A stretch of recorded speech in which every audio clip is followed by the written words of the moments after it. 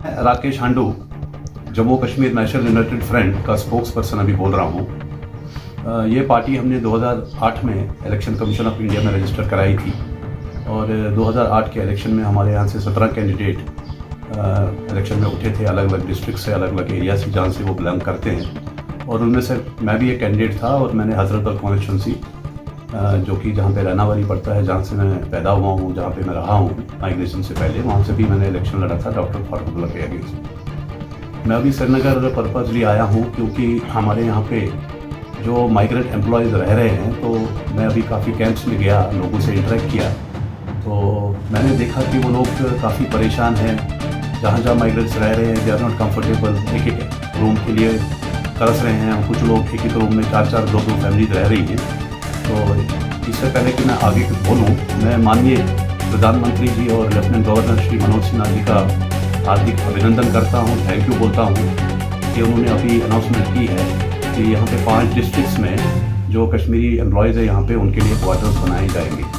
उसमें मेरा उनसे निवेदन है कि उनके लिए 2 रूम सेट्स दिए जाएँ और उनको वहाँ पे एकोमोडेट किया जाए। और इसके अलावा मैंने एक मेमोरेंडम है मेरे पास में, जो मैं अभी चीफ सेक्रेटरी साहब से कल मिलने जा रहा हूँ।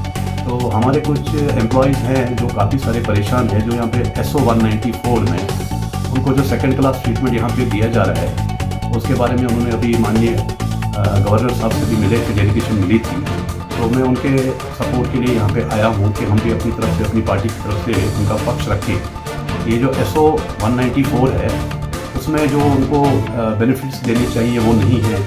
जैसे कि उनको 2 साल का प्रोविशन है, उसके बाद में सैलरीज उनको 40% मिल रही है।